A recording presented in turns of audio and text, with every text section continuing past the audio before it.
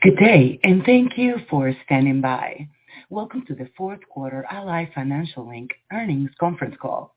At this time, all participants are in a listen-only mode.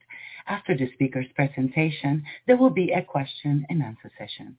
To ask a question during that session, you will need to press star 11 on your telephone. You will hear a message advising your hand is raised. Please be advised that today's conference is being recorded. I would now like to hand the conference over to Mr. Sean Leary, Head of Investor Relations. Please go ahead. Thank you, Carmen. Good morning and welcome to Ally Financial's fourth quarter and full year 2022 earnings call. This morning, our CEO, Jeff Brown, and our interim CFO, Brad Brown, will review Ally's results before taking questions. The presentation we'll reference can be found on the investor relations section of our website, ally.com.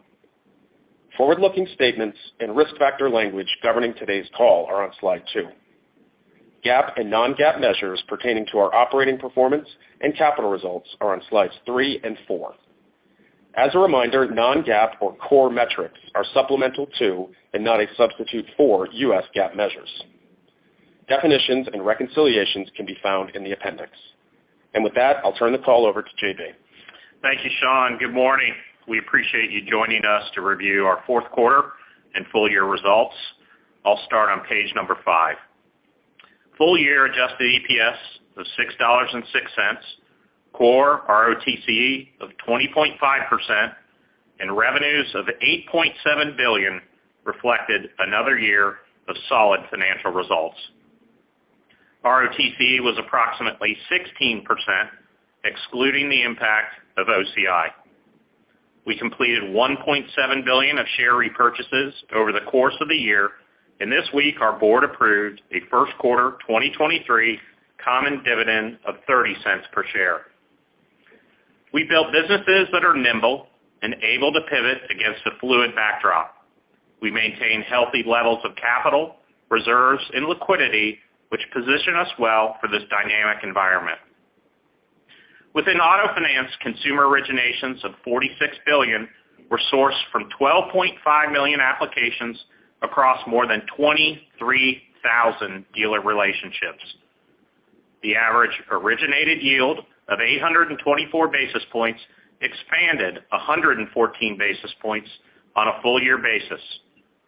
In total, we put nearly 400 basis points of price into the market, largely in line with changes in the Fed funds rate. Industry vehicle sales remain below pre-pandemic levels, but our ability to generate strong originations shows the benefits of our scale and depth of application flow. Net charge-offs in retail auto were 97 basis points for the year. In the fourth quarter, net charge-offs increased to 166 basis points as we saw accelerated normalization within the quarter. Brad will cover losses in more detail, as well as our current thinking for this year. Within insurance, written premiums again exceeded $1 billion, driven by strong relationships with 4,600 dealers. Our insurance team remains focused on leveraging synergies with the auto finance sales team, and we remain optimistic about the organic growth opportunities for this business going forward. Turning to Ally Bank, retail deposit balances increased $3 billion year over year, ending at nearly $138 billion. We generated $7 billion in retail deposit growth in the second half of the year while maintaining a very balanced approach to pricing. We continue to see strong momentum in retail deposit customer growth and ended the year with 2.7 million customers, up 8% year over year. We've seen increased consumer engagement and adoption trends across other Ally Bank product offerings. Ally Home originations of $3.3 billion were down year over year, reflecting broader mortgage market conditions. Equity market trends resulted in a decline in Ally Invest assets, while active accounts increased to 518,000. Ally Lending generated origination volume of $2.1 billion as we added merchant relationships across home improvement and healthcare verticals. Ally Credit Card reached $1.6 billion of loan balances from more than 1 million active cardholders. The card team also reached a key milestone in the fourth quarter as we rolled out a lineup of Ally-branded credit cards. I'm proud of what we've accomplished on the integration over the past 12 months and excited about the continued opportunities which lie ahead. Corporate Finance continues to generate steady loan growth, with the held-for-investment portfolio reaching $10 billion, with growth coming primarily from asset-based lending. Turning to slide number 6, our long-term strategic priorities remain unchanged even as we navigate this dynamic environment. Our teammates are well prepared to handle near-term challenges while remaining focused on driving long-term value. Our culture is the driving force behind everything we do as a company, and I'll share more on that on the next page. Since the launch of Ally Bank, we've challenged ourselves to provide differentiated and frictionless products in the market. Consumer preferences have evolved over the past decade, and we've always strived to deliver leading digital experiences, allowing us to be an ally for our customers. Our dominant positions in auto and deposits continue to fuel consolidated earnings today, and we see growth opportunities across the company which will drive continued asset and revenue diversification as we further scale our newer businesses. Central to all our lending products is a disciplined approach to credit risk, and we view the ability to underwrite and manage risk as our most critical core competency. And lastly, disciplined capital deployment is a foundational aspect of our strategy to deliver strong returns and add value for all stakeholders. Turning to slide number 7, the building, caring, and nurturing of our culture is what has given me the greatest joy in leading our company over the past 8 years, and it remains a huge priority for me. Our culture is not about the CEO's culture. It's a culture that harnesses the true power of over 11,500 teammates and empowers everyone to make a difference. I firmly believe a strong culture is essential to delivering for our customers, communities, and stakeholders, and that all starts with taking care of our employees. We've consistently prioritized investment in our people and culture, and our actions in 2022 reflect that commitment. In the past 12 months, we've increased our minimum wage by 15% to $23 an hour, which makes a meaningful difference for thousands of our teammates. We recently announced another year of our Own It grant program, which provides every employee 100 shares of Ally stock and empowers them to act as owners of the company.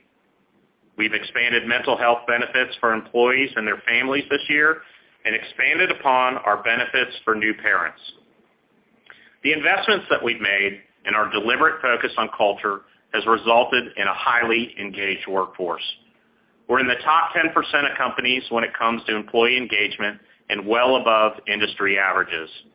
Our employee resource groups, or ERGs, were launched 5 years ago as we expanded our DE&I initiatives, and I'm proud to say over 50% of our workforce volunteers and is active in at least one ERG. Creating an engaged workforce that embraces our do-it-right approach improves every aspect of our business as we serve our growing customer base, now 11 million strong. Retention levels at Ally Bank remain industry-leading, along with compelling customer satisfaction rates. We've consistently rallied around initiatives that help us better our customers and drive industry change. And our teammates continue to invest in the communities we live and work in. We work hard to nurture this culture across the enterprise, and I'm confident it will be a differentiator for Ally now more than ever.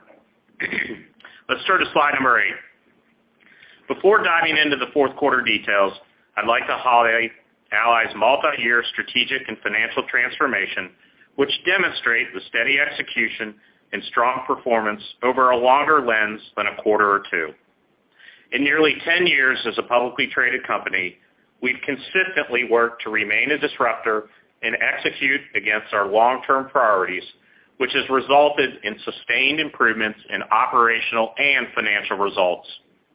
Within auto and insurance, we've transitioned from a captive auto finance company to a market-leading diversified lender with dealer relationships of 23,000, increasing roughly 50%, while application flow of nearly 13 million is up almost 40%. Ally Bank remains the largest all-digital bank in the U.S. While the direct banking industry was largely unproven when we launched Ally Bank, our steady growth to $138 billion of retail deposits and 4 million customers make it clear our model and our brand resonates with consumers. Our balance sheet has evolved through optimization within auto finance, along with expansion into other consumer lending verticals. Overall earning assets are up $44 billion since our IPO, which includes $28 billion of non-auto loan growth. This growth has generated $3.7 billion of revenue expansion. This evolution has created a structurally more profitable company. NIM of 3.88% is up 134 basis points from where we were in 2014 and is driven by optimization on both sides of the balance sheet. Throughout this transformation, we've remained disciplined on capital allocation and ensured we're adequately reserved. Shares outstanding have declined 38%. Book value, excluding the temporary headwind from OCI, has effectively doubled, and we maintain a $3.7 billion loan loss reserve. These metrics reflect years of consistent execution and give me confidence in our ability to deliver in the years ahead. Slide number 9 reflects our focus on growing an engaged customer base. We now serve 11 million customers across our businesses, which represents a 58% increase since 2014. Ally Bank customers have more than quadrupled over this time frame as we've evolved, expanded, and enhanced our digital capabilities. Our consumer lending products are resonating, and customers want to deepen their relationship with Ally, evidenced by the significant growth in multi-product customers shown at the bottom of the page. Across auto and insurance, we've added 500,000 customers as we've leveraged our strength and scale in the market as the leading independent full-spectrum lender. This product expansion and customer growth have translated into improved balance sheet composition and expanded earnings, which I'll cover over the next few pages. Turning to slide number 10. Since 2014, we've significantly transformed our balance sheet as we've optimized auto and expanded additional consumer offerings. Loans and leases have increased $31 billion, or 26%, since 2014 through disciplined expansion across all our lending products. Auto assets have been relatively stable as growth in higher-yielding retail assets has been offset by the decline in floor plan balances. While not reflected in the charts, the return profile of the auto finance business has dramatically improved as we strategically shifted into the intersection of prime and used. Ally Bank consumer and commercial products have grown 6x since 2014 and now make up $33 billion of balances. And it's important to keep in mind that while we've recently added point-of-sale lending and credit card capabilities, our balance sheet remains 95% secured. On slide number 11, you can see we've driven substantially higher net interest margin given the optimization across both sides of our balance sheet. NIM increased 134 basis points from 2014, given expanded earning asset yields and an improved liability construct. The optimization within auto has increased yields, while expanded consumer lending offerings have provided incremental tailwinds. Our liability stack shows equally meaningful progress. In 2014, we were only 41% deposit funded relative to 88% today. Market-based funding has declined by more than $50 billion. The transformation of our funding profile has driven cost of funds down nearly 30 basis points, despite average Fed funds being 160 basis points higher. While we face near-term pressure on margin given our liability-sensitive position, this optimization on both sides of the balance sheet positions us with a much improved NIM despite the rapid rise in interest rates. Brad will share more on margin dynamics later. Turning to slide number 12, total revenue of $8.7 billion represents a 74% increase since 2014. Net financing revenue of $6.9 billion has nearly doubled through balance sheet transformation and the strategic positioning of the auto finance business. Other revenue has also expanded as we've grown fee-generating businesses like insurance and smart auction. Investment gains will fluctuate with market conditions, but we see a path to a $2 billion plus annual other revenue stream. The bottom of the page highlights the significant progress across our Ally Bank businesses. Revenue in 2022 of $1.2 billion has increased more than $1 billion since our IPO and is up 75% in just the last few years. Moving to slide number 13, we show the consistent credit performance of our largely secured balance sheet and significant reserve coverage relative to losses. On a consolidated basis, net charge-offs of 74 basis points compare to a coverage rate of 2.72%. Within retail auto, net charge-offs of 97 basis points reflect normalization off historical lows. The retail auto reserve of 3.6% remains elevated versus CECL day one. We feel comfortable our reserves position us well for a variety of environments as we've consistently taken a conservative approach in our reserve methodology. Slide number 14 adds additional perspective on absolute levels of our reserves and excess capital. The $3.7 billion allowance on our balance sheet is roughly $1.1 billion higher than CECL day one and positions us well to absorb expected lifetime losses based on the current economic outlook. And our capital position creates significant buffer against unexpected losses and volatility. While we've largely normalized excess capital relative to our internal targets, we continue to maintain $3.6 billion of CET1 above our regulatory minimum under the SCB framework. The ultimate path of the economy over the near term remains fluid, but we feel very good about the reserve and capital position of the company. Moving to slide number 15, we've highlighted our steady growth in book value per share. At year-end, book value per share, excluding the impact of OCI, was $44, up 92% since 2014. We understand the magnitude of interest rate movements has heightened the focus on AOCI and the mark on our securities book, but we feel the $44 figure is a better representation of the true intrinsic value of our company. The existing mark will fully amortize back to par over time, and declines in rates like we saw in the fourth quarter will accelerate book value generation.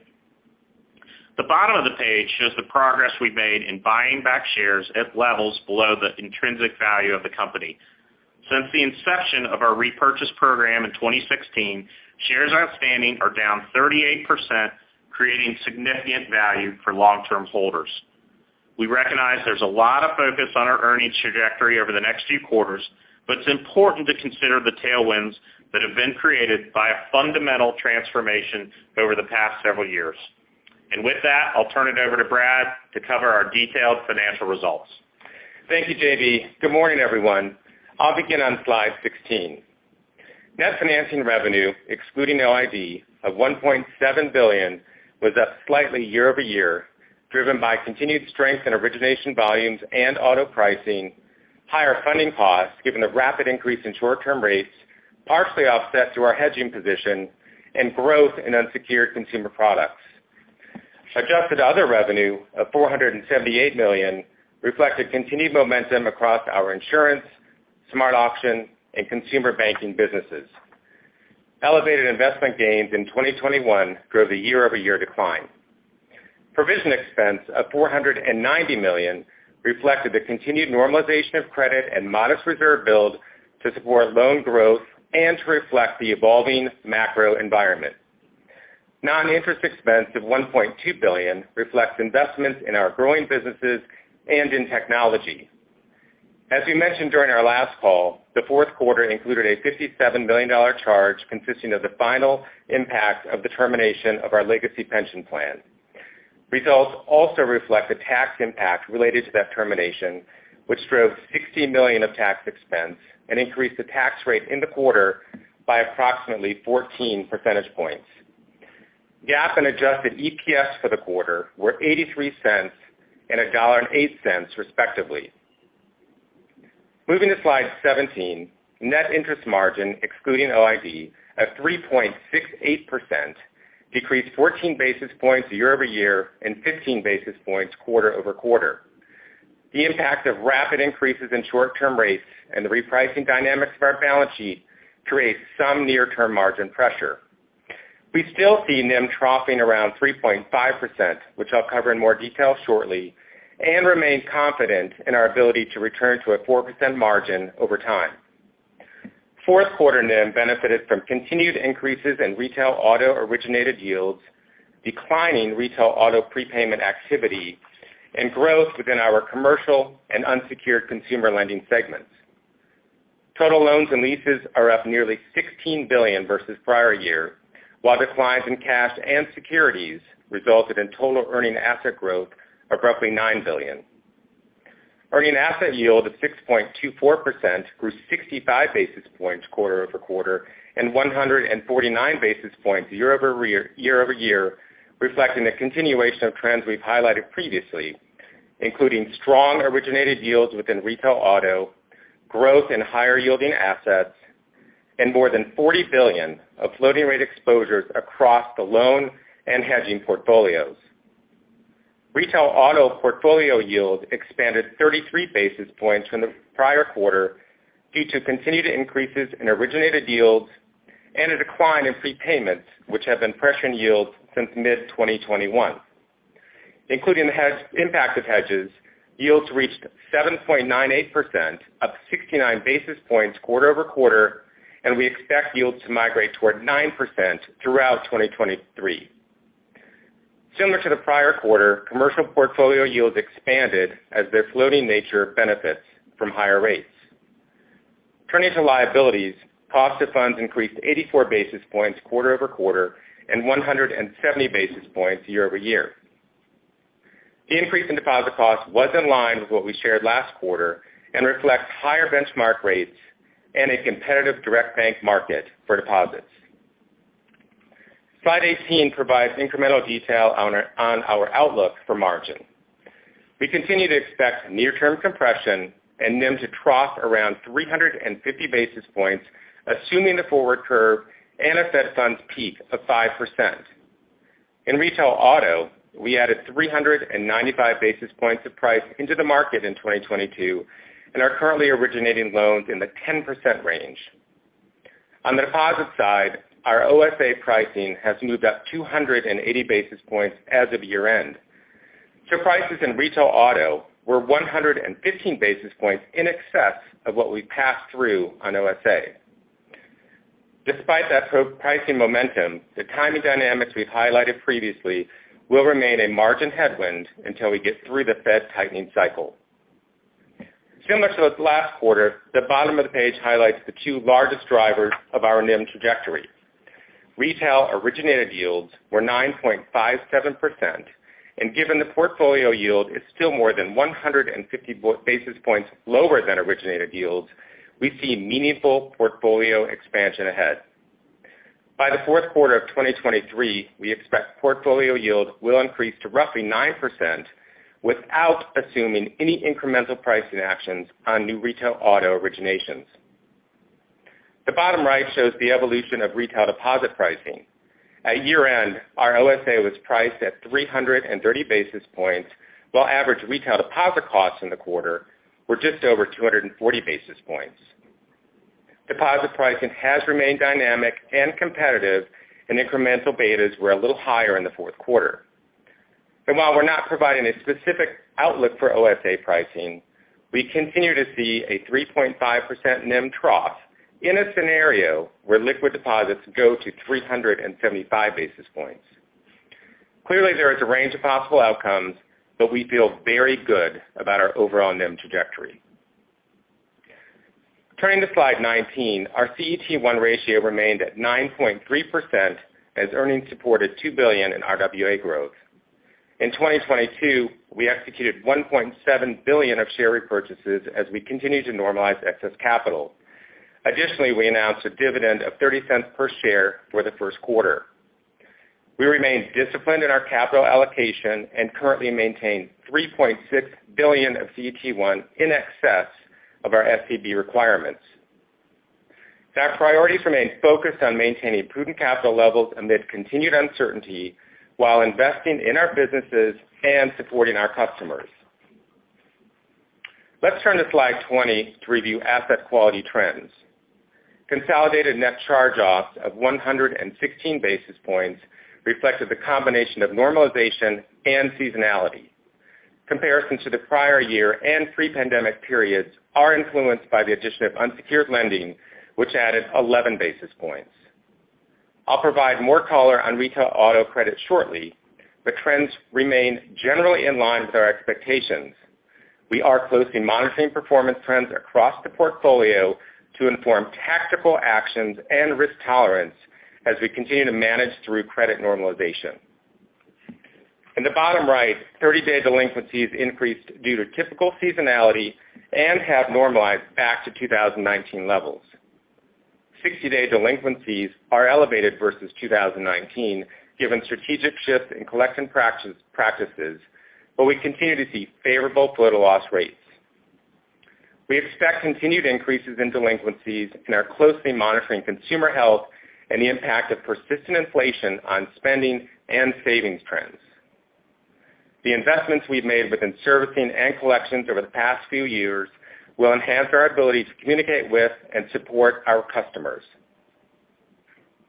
Slide 21 shows that consolidated coverage increased 1 basis point to 2.72%, primarily reflecting growth in our retail auto and unsecured lending portfolios. The total reserve increased to $3.7 billion, or $1.1 billion higher than CECL Day 1 levels, as we accounted for modest loan growth and the current macroeconomic outlook, which has the unemployment rate approaching 5% by year-end. Retail auto coverage of 3.6% increased 4 basis points quarter over quarter and is 26 basis points higher than CECL Day 1. Total retail auto reserves of $3 billion are up roughly $600 million, or 25% versus CECL Day 1. Slide 22 provides a detailed view of originations dating back to 2016, bucketed into our proprietary credit tiers. As a full spectrum lender with critical scale, we are able to opportunistically focus on market segments where we see the most value while supporting our dealer customers. Since 2016, originations from our top 2 tiers have remained consistent in the 75% range, while we slightly decreased our exposure to lower credit tiers. Our approach to risk-based pricing is evident on the right side of the page. In total, we added 395 basis points of price in 2022, which was intentionally added across the credit spectrum. Like some other lenders, we weren't able to add as much price into higher FICO segments, but we aggressively added price to higher risk tranches to buffer returns from losses that may exceed underwritten expectations. The bottom of the page highlights a few originated stats showing our strategic shift toward used, which has largely driven yield expansion despite stable credit origination trends over the past 7 years. On slide 23, we show our forecast for used vehicle values, which has remained largely consistent for the past 12 months. In 2022, we saw a 19% decline from peak values, most of which was realized during the second half of the year. We are projecting a further decline of 13% from current levels, which would result in a 30% total decline from 4Q21 to the end of 2023, consistent with previous guidance. There are certainly other views on used values out there, most of which are projecting smaller declines in 2023. While we do see the possibility for a smaller decline in 2023 based on the supply and demand dynamics at play, we continue to maintain a conservative stance. Turning to slide 24, we have added some details on what we're seeing within the retail auto portfolio regarding vintage performance. We have continued to see strong performance from vintages originated through mid-2021. These loans have now passed their peak loss period, and we expect lifetime losses to be favorable to price expectations. We are seeing elevated delinquency and loss trends in the vintages originated from late 2021 through mid-2022, consistent with what others have observed in the industry. These vintages currently account for about 38% of the portfolio and are just entering peak losses. Although we expect that cohort to amortize to about 24% of the book by the end of this year, we do expect elevated losses in those vintages to impact our full year 2023 net charge-off rate. As we've discussed previously, we have been taking underwriting and pricing actions to reduce the risk content of new originations. By the end of this year, these latest originations will account for the majority of the portfolio and loss content heading into 2024. Slide 25 provides an update on retail auto net charge-off expectations.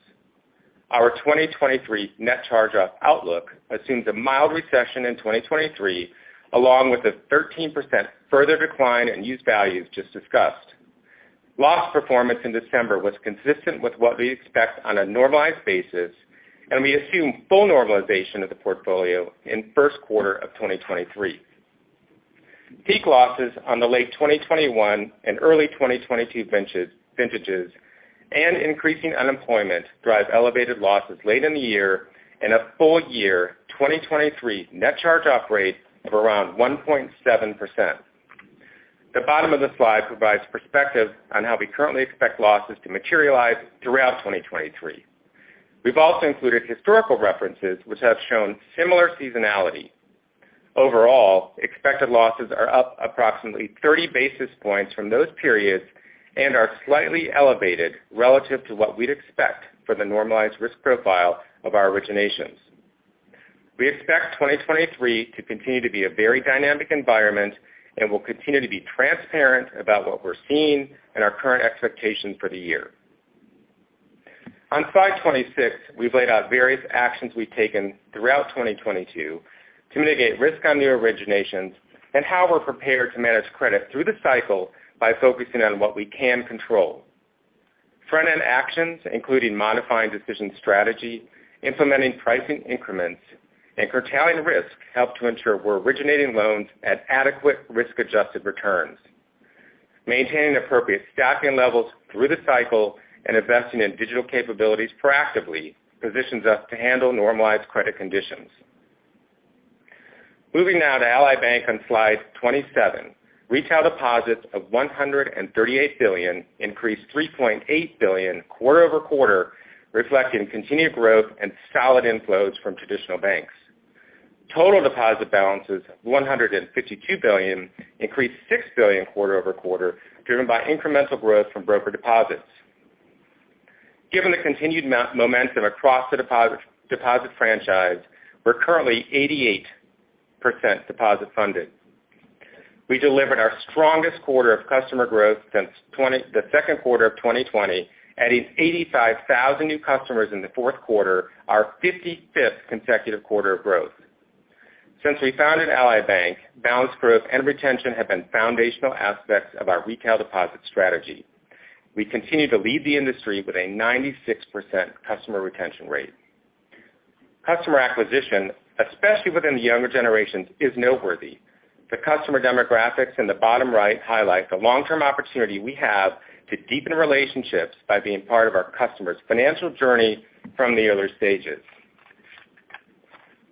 Turning to slide 28, we continue to drive scale and diversification across our digital bank platforms.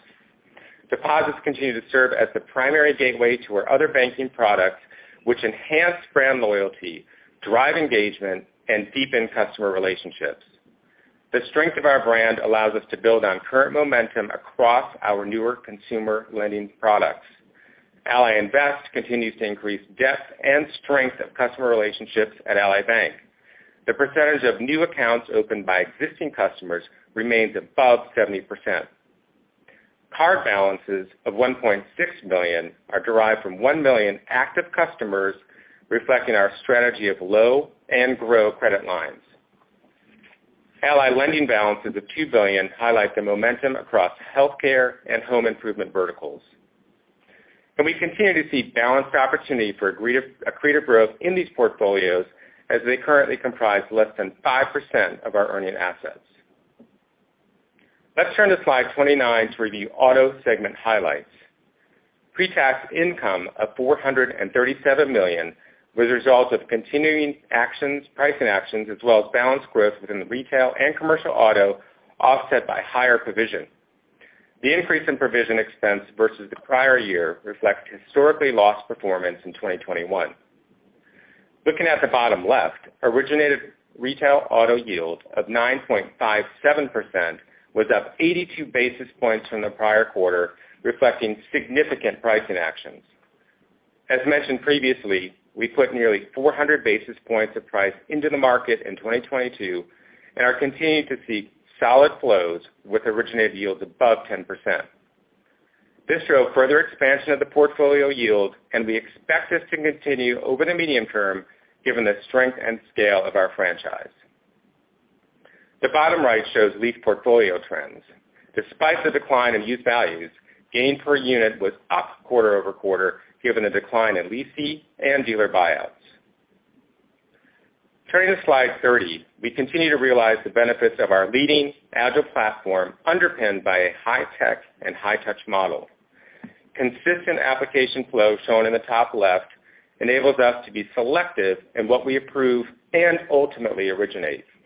Applications and approvals have been relatively stable over the past couple years, but we did target a tick down in approval rate as we proactively manage risk through detailed micro-segment analysis. In the upper right, ending consumer assets of $94 billion are up 6% on a year-over-year basis. Commercial balances ended at $18.8 billion as new vehicle supply remains pressured, but has shown some signs of normalization. Turning to origination trends on the bottom half of the page, consumer auto volume of $9.2 billion demonstrates our ability to add price in the market and maintain solid origination volume.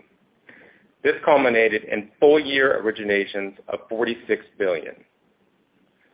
We remain nimble and are not tied to any target, but we would expect to generate originations in the low $40 billion range in 2023.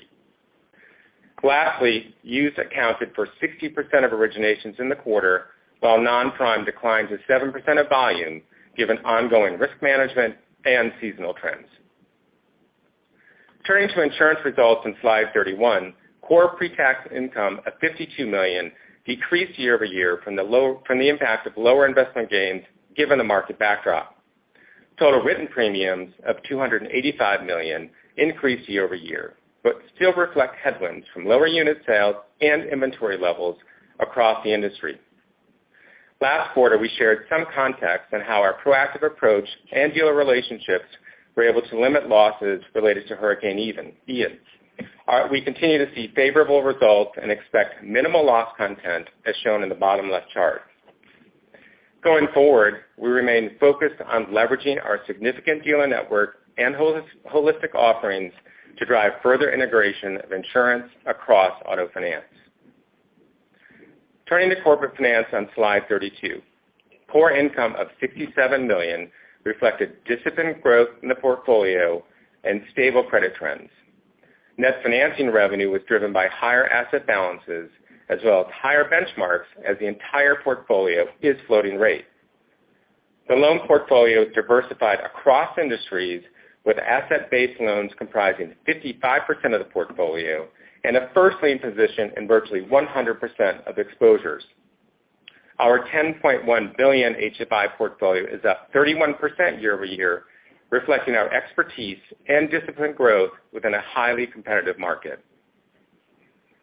Mortgage details are on slide 33.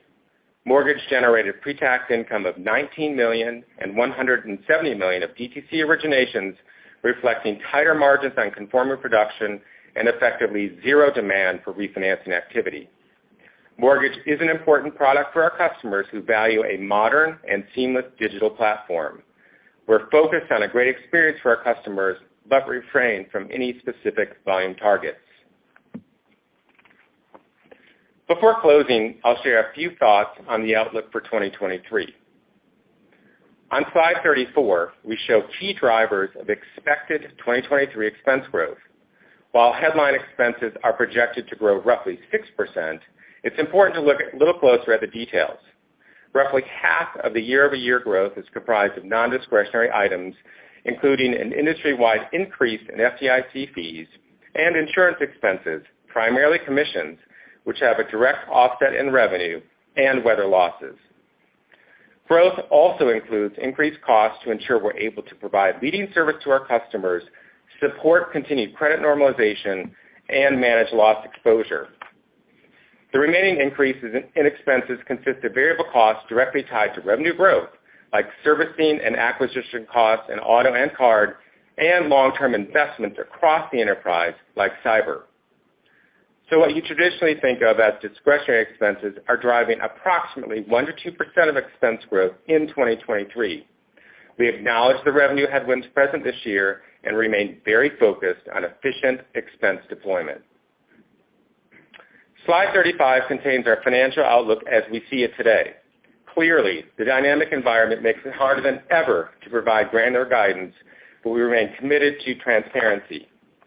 Based on what we know today, we see adjusted EPS of approximately $4 in 2023, the main drivers of which include NIM of 3.5%, which we've covered previously, other revenue expanding to roughly $500 million per quarter, modest earning asset growth, mid-single-digit expense growth, retail auto net charge-offs of 1.6 to 1.8%, and consolidated net charge-offs of 1.2 to 1.4%.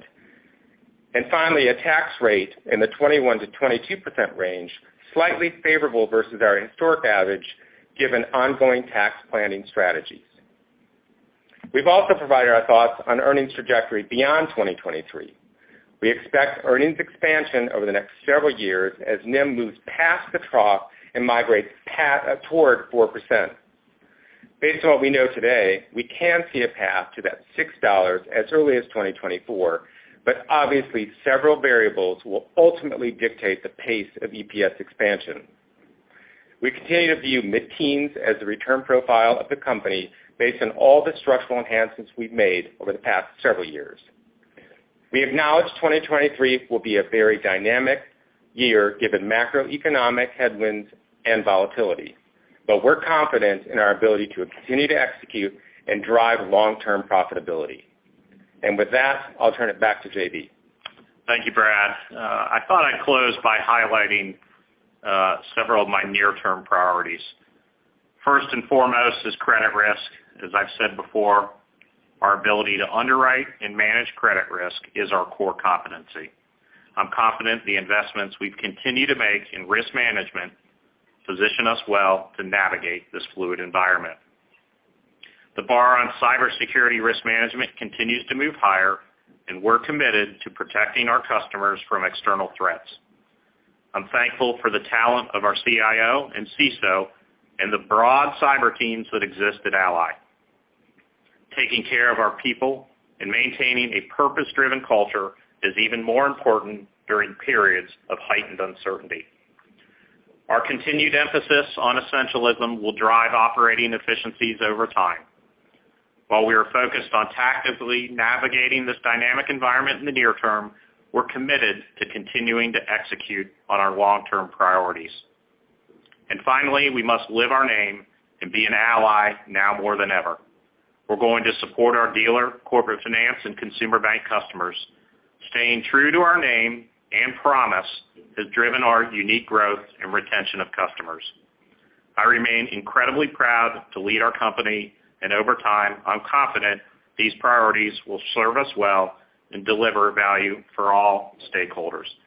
I know the deck today was longer than normal, but we thought it was important to really give that longer-term view and focus on the trends that we've executed on since we went public, and also hit the things that are top of mind for all of you and top of mind for investors, things like credit and margin. So we tried to evolve the deck this time. We know we added several pages, but we thought that transparency was very important. And with that, Sean, back to you, and we can head into Q&A. Thank you, JB. As we head into Q&A, we do ask that participants limit yourself to one question and one follow-up. Carmen, please begin the Q&A. Thank you. And as a reminder, to have a question in the queue, simply press *11 on your telephone. One moment for our first question. It comes from the line of Moshe Orenbuch with Credit Suisse. Please go ahead. Great, and thanks for that extra disclosure. To just drill in a little bit on the credit loss outlook and how we should think about it. Could you talk a little bit about the impact of frequency versus severity? The period that you saw from the middle of 21 to 22, those originations. What are you seeing that's driving that higher loss, and how does that inform us as to the path in 23 and 24 for the overall loss rate? Hey, good morning, Moshe. It's Brad. I'll start on that one, and JB can certainly add in. As you mentioned, we did highlight that kind of late 2021, early 2022 vintage. From a frequency perspective, we did see that kind of normalization pace accelerate in the fourth quarter, and a couple of variables too that are important. One, as customers really get to that stage earlier in the cycle of the loan, that is typically a higher balance at charge-off, was certainly impactful.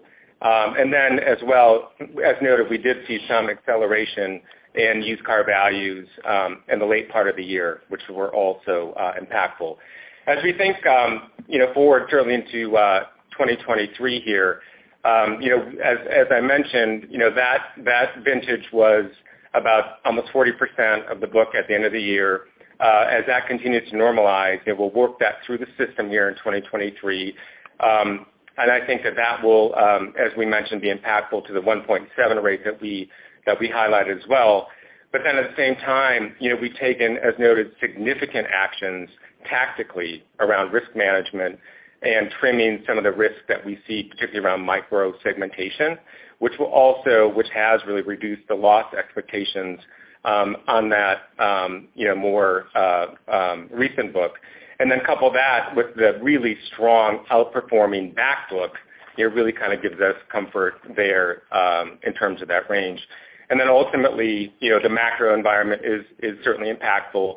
As mentioned, this does assume, we are assuming a mild recession in 2023. That's really led by contraction in GDP for the first couple of quarters, and then ultimately unemployment getting near 5% by the end of 2023.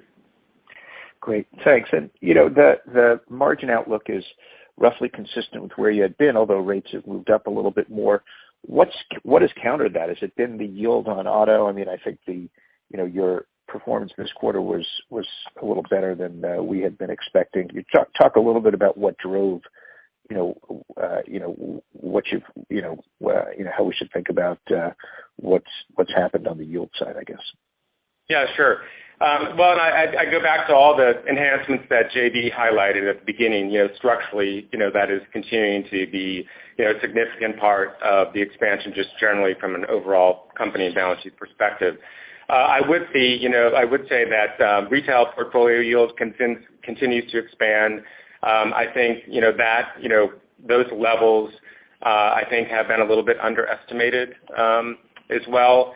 And I think, again, putting on, good solid business at 10% yields, high nines during the fourth quarter was also impactful. And then you think about things like the hedges that we have, which really do provide a nice bridge for us.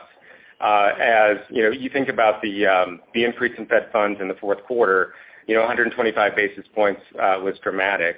So that did reprice the OSA portfolio, as we also highlighted. But the hedges really do kind of help us bridge the fourth Q through really most of 2023 to kind of give time for the retail auto portfolio to really overwhelm the increase in liability costs. Yeah, the only thing, Moshe, I maybe would add just a couple things on, it's really slide 30. We didn't spend a ton of time drilling into what we did in the quarter, but you'll see, auto originations, we pared back fairly considerably in the fourth quarter from where we had been running. And I'd say that was probably, driven twofold. One, just being ever more deliberate on credit management, and as Brad talked about, trimming some of those micro segments and things like that. But you also saw a decent pop in what we were doing in the new space. And part of this we just think is a function, and I talked about it at one of the industry conferences in December, is you get to kind of a 10% type of yield on new consumer originations. You hit a bit of a saturation point with the consumers. So, part of that, all those factors sort of drove into kind of lower volumes and maybe a little less risk appetite in the fourth quarter as well. Thank you. One moment for our next question, and it comes from Ryan Nash with Goldman Sachs. Please proceed. Hey, good morning, guys, and thanks for all the additional disclosure. Brad, and to Moshe's question, you outline what you expect to drive credit losses in the near term. Can you maybe just expand upon what's included in the allowance from a macro perspective? I know you said 5% unemployment by the end of the year, and just how are you thinking about future reserve builds here, given the fact that you are expecting a modest recession in the near term? Thanks. Hey, good morning, Ryan. Sure. So I guess I'd start by saying, we did mention the macroeconomic. It certainly has evolved since third quarter, right? We pointed that out. You did as well. GDP contraction as well as higher unemployment by the end of the year, approaching 5%. I'd start by saying, we and JB pointed this out, right? We continue to be really, generally conservative in our overall reserving methodology. That includes the assumptions that we make in our CECL framework as well, when you think about our 12-month supportable and then the 24-month reversion as well, and the look back there, which includes the Great Recession. So kind of getting to that kind of, reversion mean of 6.3% in unemployment. So, when we kind of think about 3.6% coverage versus that range of 1.6 to 1.8, and my, kind of simple broad math, when you think about even the high end of that range, if you allocate that annualized number over our weighted average life of auto, which is 22 months or so, you see that we're, really well covered, even at the higher end of that range. Got it. Thanks for the color. And then, JB, maybe a question for you on capital. So, the slides note that you don't expect to repurchase any shares here. And, given slower than last year's balance sheet growth, I think it's pretty clear you're going to build capital this year. So maybe you could just talk about, given the uncertainty in the environment, where you'd like to run capital ratios at, and then maybe what would it take for you to turn, repurchases for the company back on? Thanks.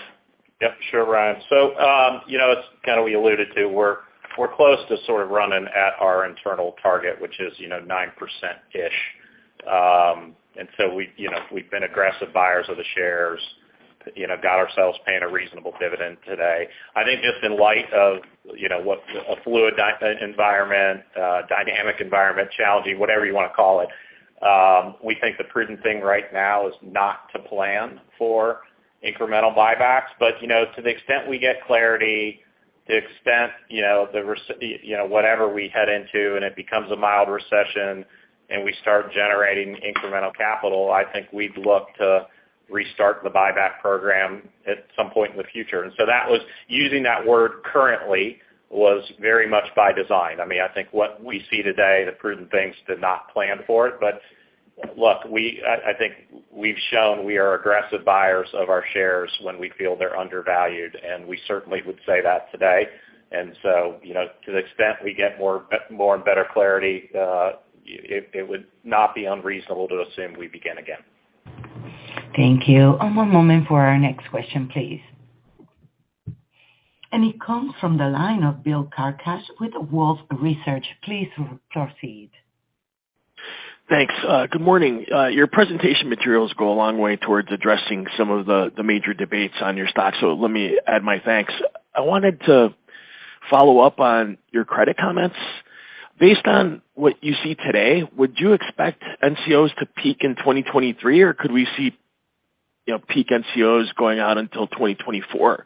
And when should we expect the reserve rate to start to drift lower in relation to those peak losses? Yes. Hey, good morning, Bill. Sure. So I think the slide that we added that shows sort of that expected trajectory in 2023 is a great reference point. And you'll see kind of the biggest delta in sort of our normalized view versus 2023 expectations really is in the fourth quarter. And so that's where the unemployment rate, as I said, is peaking and cresting, as well as, the working through some of the other dynamics we mentioned in terms of just when you think about the content of new originations as well, the vintage, the dynamic that I mentioned, which is really working through that late 21, early 2022 cohort where, we expect that to be down to less than a quarter of the book by the fourth quarter. So I think that and also, kind of continuing what we've guided to previously around our decline in used vehicle values, kind of get us to that, high point of the 4Q 2023. Now, if things worsen or things change from here, I mean, variables, as I mentioned, are moving quickly and certainly hard to predict. But, we see that there could be some of that elevation going into 2024, but really feel like, given all of those dynamics, that should be, around the top of the peak. Got it. And separately, I did want to also ask if you could give some color on the decision to provide concrete expense guidance and speak to concerns that, 2024 is a long way away and you may be limiting your flexibility. Why not go with, more of an efficiency ratio that gives you the ability to potentially, manage expenses for the revenue environment? Just any kind of color on the thought process that you all went through there. Yeah, I mean, Bill, what I would say is, look, we across the enterprise, we embrace this essentialism mindset, which is disciplined pursuit of less. There's a number of the items that are sort of non-controllable. What I think Brad pointed out, FDIC fees being a big driver. The insurance line item creates a decent-sized pop in your headline expense number, but as Brad mentioned in his prepared remarks, that's the direct offset in revenues there. And so then you get into kind of the controllable space, you got a number of 1% to 2%, which we think in light of the environment is pretty reasonable. I mean, as I talk to other CEOs in financial services, I think everyone's kind of grappling with higher people costs and human capital costs, and so we're trying to manage through that. What I would say is, as an enterprise in the end of the summer last year, we more or less hit the pause on hiring. You've seen other financials do that as well. I'd say there's some special exceptions to that. New talent, entry-level talent, you want to, continue to build a pipeline and allow those people to come into the company. That doesn't end up being a big driver of expenses, but we've added to the headcount there. And then, with respect to the technology space and cyberspace, things like that, we think these are areas that you have to constantly invest in. And, we think it's kind of interesting what's going on in the world of technology, more layoff announcements throughout this week, more this morning, and that may provide us an opportunity to bring in incremental talent. So all these things kind of balance out the way we're thinking through. I mean, we recognize, revenues, as Brad talked about, are going to be pressured in the near term, but I think our focus is, trying to create that right balance for the long run, and I think what we've done in hiring has been very responsible and very disciplined, and what I think our long-term holders would expect us to be doing. But, I mean, I start with there is a big essentialism push to drive efficiencies wherever we can. Thank you. And one moment for our last question. And it comes from the line of Betsy Graseck with Morgan Stanley. Please proceed. Hi, good morning. Hey, Betsy. Morning.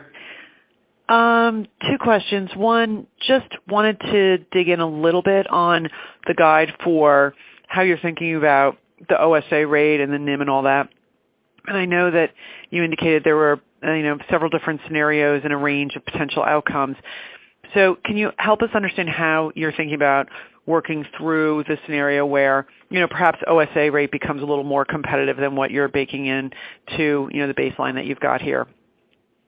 Yeah, Betsy, I'll start, and Brad, feel free to dive in. So, What I would say, certainly the direct bank market has been hyper competitive as of late. I think there's a bigger thirst for deposits, so we take the point. I think where we're priced at right now at 3.3 on OSA, is in line with what I would say are other kind of top name direct banks and big banks, and so we're kind of right in line with the pack. There are certain names that are priced higher than us, and we're not seeing big outflows, and so all this ends up being kind of a balancing act on the competitive environment and the rate environment. I think the guide that Brad tried to point out is, I think most of the universe is starting to think that the Fed's getting closer to being done. Maybe there's another 50 basis points to go. And obviously, we're at 3.3 today. Brad's showing you a scenario where you're going up 45 basis points against maybe a 50 basis point move. So it's kind of like a 90% beta. That feels pretty darn aggressive to me. So it is a balancing act. That's why we try to add the transparency about what you're assuming on the Fed funds rate. Everyone can kind of do their own math if they think it would go higher. But, the nice thing I'd say, in talking to our deposit leader, Anna Talwar, and our bank leader, Diane Murray, they would tell you things have kind of felt a little bit more stable here the past 3-4 weeks. So we think, there's more to go, but I don't think it's, another kind of 100 basis points from here.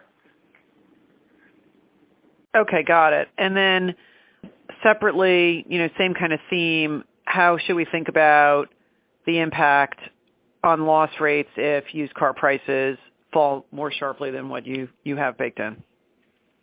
Yeah, obviously they go up to some degree, but I think there are a couple of dynamics at play. First, if you look at other industry experts and big names that are out there, they are more modest in the declines that they've projected. I think we've been pretty consistent saying, end of 21 to the end of 23 would be this 30%-ish type decline.